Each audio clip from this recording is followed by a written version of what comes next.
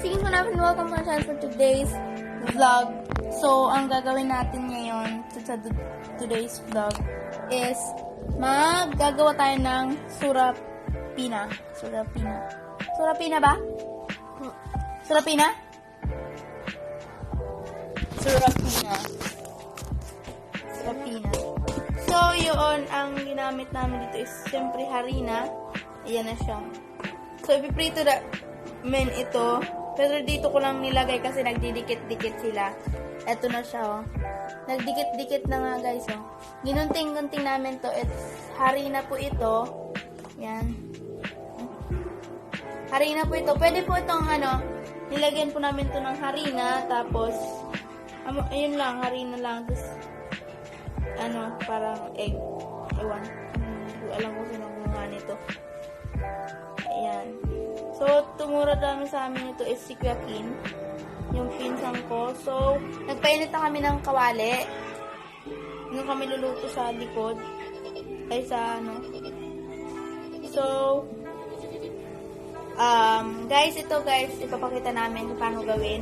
Para pwede nyo rin gawin. So, ang kakailanganin nyo lang is asukar tsaka mantika.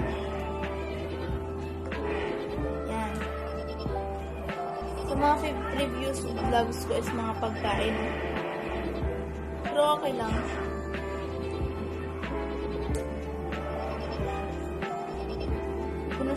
Ginugunting ko na lang siya.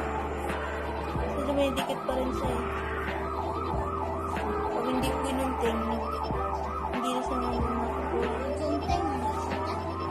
So, ngayon,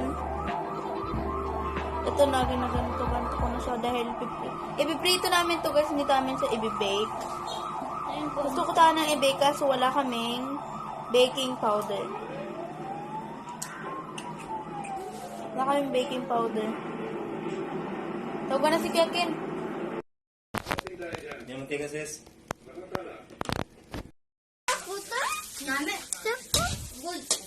Kabidyo nga niya ako eh. Suludlan din ha? Di suludlan, dali ako, patas na eh.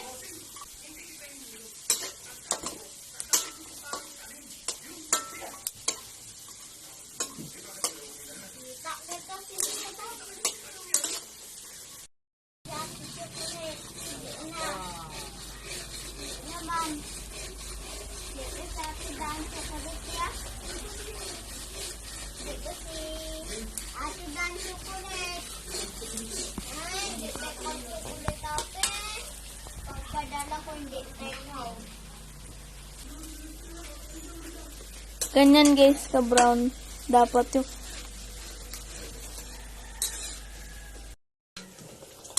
So, nilagay na siya guys sa... Malapot sila. Sa asukar. Asukar na... Gia!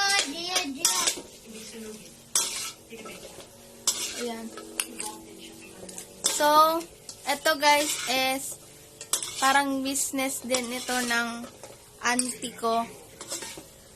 So, kaya natutunan ko rin ito. At, ewan ko na ito. Din mo natutunan kaya, Ken? Saudi. Saudi? Saudi Arabia, nag-abroad ako. Ibahan daw. So, ngayon guys, kita nyo naman guys. Siya pong umawak. At siya po yung chef. Siya po yung chef. Hindi ko kawan mo na, hindi ko napag-busy.